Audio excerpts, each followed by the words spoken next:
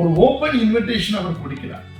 அப்ப இந்த பாரத்தெல்லாம் அவர் மேல வைக்கும்படி அவர் அழைப்பு கொடுக்கிறார். அதைதான் சங்கீதக்காரன் இங்கே சொல்லி இருக்கிறார், கர்த்தர் மேல் உன் பாரத்தை வைத்துவிடு.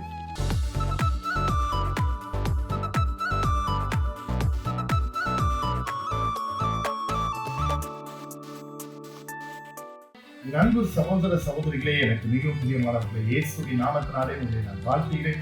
மீண்டுமாக இந்த டெய்லி மிராக்கிள் மார்னிங் டிவோஷன் மூலம் உங்களை சந்திப்பதிலே மகிழ்ச்சி அடைகிறேன். இன்றைக்கும் கர்த்தர் உங்களுக்கு கொடுக்கிற மற்றொரு வேத வசனம் சங்கீதங்களின் புஸ்தகம் 55:22 வசனத்தை வாசிக்கிறேன். கவனியுங்கள். கர்த்தர் மேல் உன் பாரத்தை வைத்துவிடு, அவர் உன்னை ஆதரிப்பார், நீதிமானை ஒருபோதும் தள்ளாட விட்டார். 55 சங்கீதம் 22 வசனத்தை வாசிக்க கேட்டோம்.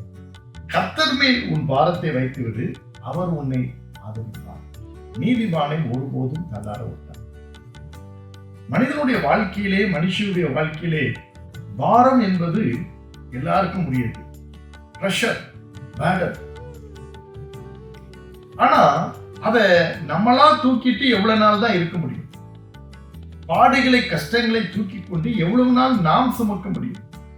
அதனால்தான் ஆண்டவர் மத்தேயு 11:28 வசனத்திலே சொன்னார், வருத்தப்பட்டு பாரம் சுமக்கிறவர்களே, நீங்கள் எல்லாரும் என்னிடத்தில் வாருங்கள். ஒரு ஓபன் இன்விடேஷன் அவர் கொடுக்கிறார். அப்ப இந்த பாரத்தெல்லாம் அவர் மேல வைக்கும்படி அவர் அழைப்பு கொடுக்கிறார். அதைதான் சங்கீதக்காரன் இங்கே சொல்லி இருக்கிறார், கர்த்தர் மேல் உன் பாரத்தை வைத்துவிடு. அவர் மேல நீ வச்சுட்டனா அவர் பார்த்துக் கொள்வார், அவர் உன்னை ஆதரிப்பார். பிரியமான தேவனுடைய பிள்ளைகளே, ஒரு விஷயம் இப்படிதான். ஒரு அம்மா தலையில ஒரு சுமையை தூக்கி கொண்டு நடந்து சென்று கொண்டு இருக்கும் போது ஒரு பேருந்துல ஏறுவதற்காக அந்த பேருந்து நிறுத்தத்திலே நின்றார்கள். பேருந்தும் வந்தது, ஏறிவிட்டார்கள். ஏறிவிட்டு அந்த கூடையை, தான் சுமந்து கொண்டு வந்த அந்த கூடையை அவர்கள் தலையிலே வைத்துக் கொண்டார்கள். அப்பொழுது அங்கே அந்த பஸ் கண்டக்டர், இந்த நடத்துனர் சொன்னார், அம்மா, உங்களுடைய தலையில் இருக்கிற சுமையை கீழே இறக்கி வைங்க. ஏன் சுமந்துட்டு இருக்கீங்க? பஸ்ல ஏறிட்டீங்க, பஸ் சுமக்கட்டும் அப்படின்னா. அந்த அம்மாவுக்கு ரொம்ப கோவம் வந்துச்சு.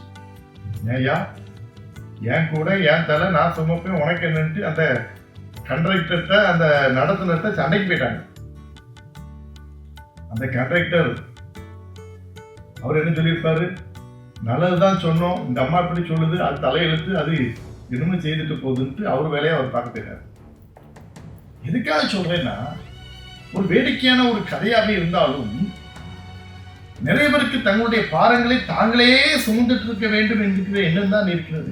அதுல இருந்து வெளியே வர வேண்டும் என்கிற எண்ணம் இல்லை. ஆனா இங்க ஆண்டவர் சொல்றாரு, உன் பாரத்தை ஏன் மேல வச்சது, நான் உனக்கு ஒரு ரிலாக்ஸ் கொடுக்கிறேன், நான் உனக்கு ஒரு அதுல இருந்து ஒரு விடுதலையை கொடுக்கிறேன். நீங்க எத்தனை பேர் அதற்கு ஆயத்தமா இருக்கிறோம்? ஆண்டவராய் கர்த்தர் நம்முடைய சுமை தாங்கி அவர் மேல உங்க சுமைகளை வைங்க. நீங்க சுமை இல்லாம சந்தோஷமா போங்க. அந்த கிருபையை கர்த்தர் உங்களுக்கு கொடுப்பார். ஜெபிப்போமா? அன்பின் தகப்பனை நன்றியோடு துதிக்கிறோம், ஸ்தோத்திரிக்கிறோம். இந்த செய்தியை கேட்கிற உங்க பிள்ளைகளை ஆசீர்வதியும். யாரெல்லாம் வருத்தப்பட்டு பாரத்தை சுமைக்கிறார்களோ அந்த பாரத்தெல்லாம் உங்க மேல வைத்துக் கொள்ள, அவர்களை இளைப்பாற, அவர்களை சுமை நீங்கி ஆண்டவரே சந்தோஷமாயிருக்க நீர் அவர்களுக்கு உதவி செய்யும். என்னென்ன பாரங்களினால் உழண்டு தவிக்கிறார்களோ அந்த பாரங்களிலிருந்து விடுதலை தான். வியாதியா இருக்கலாம், கடன் பிரச்சனையா இருக்கலாம், பிள்ளைகளை குறித்த கவலையா இருக்கலாம், அல்லது அவர் வாழ்க்கையை சந்திக்கிற ஏதாவது ஒரு பாடுகளா இருக்கலாம். அதிலிருந்து முழுமையான ஒரு விடுதலையை கொடுத்து அவரை சந்தோஷப்படுத்தும், உற்சாகப்படுத்தும், உங்களுடைய நாமத்தை மகிமைப்படுத்தும். இந்த கிருபையும் இந்த இரக்கமும் கூட இருந்து வழி நடத்துவதாக பெரிய காரியங்களை செய்யும். நாம மகிமைப்படும். எல்லா துதியை கன மகிமை புகழ் எல்லாம் அமைக்க செலுத்துகிறோம். ஏற்றுக்கொள்ளும். இயேசுவின் நாமத்தில் வேண்டிப்படுகிறோம் பிதாவே. தொடர்ந்து பாருங்கள், அநேகருக்கு ஷேர் பண்ணுங்க. ஆண்டவராகிய கர்த்தர் உங்களை ஆசீர்வதிப்பாராக.